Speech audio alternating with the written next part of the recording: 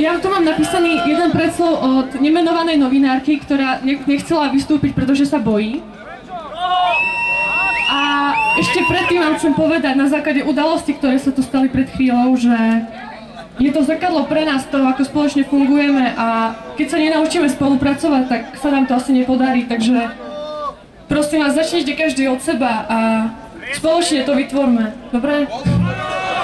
Ďakujem.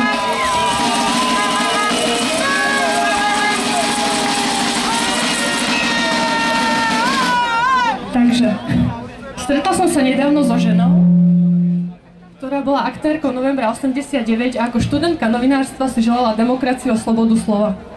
Po jej skúsenostiach v médiách som pochopila, že ju nemáme.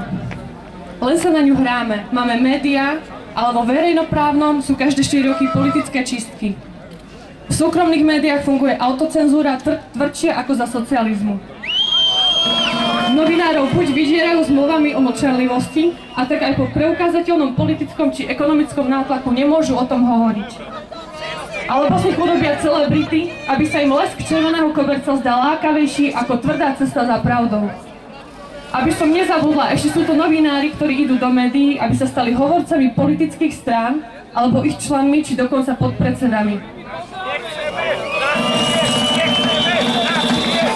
Novinári chodia s politikmi na dovolenku, na plesy a polovačky.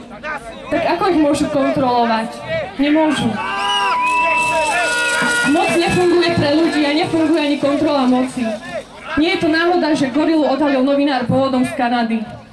Nie je to náhoda, že slovenské médiá nechali zamknutú v zásuvkách. Naučené otázky a nič nehovoriace odpovede. To sú diskusie po slovensky. A kto sa zoprie a zakričí, kráľ je nahý, je odstavený. Pokrytectvo, servilnosť a zbabelosť nazývajú profesionalitou. Rasista, hulvát, podvodník a gorily majú právo na názor v televízii, ale nekompromisný novinár nie. Kto to povedal? Mediálni magnáti, ktorí robia pre politikov reklamu? Politik si nemôže vyberať toho, kto mu bude klásť otázky, lebo inak sme slobodu slova stratili. Tí, čo ju škrtia, musia odísť do zabudnutia spolu gorilami. Pošlime ich tam.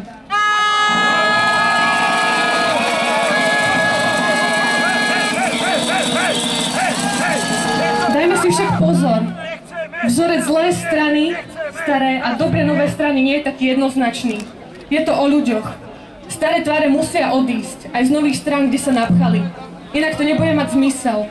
Len nový človek môže začať niečo nové a my sme noví ľudia.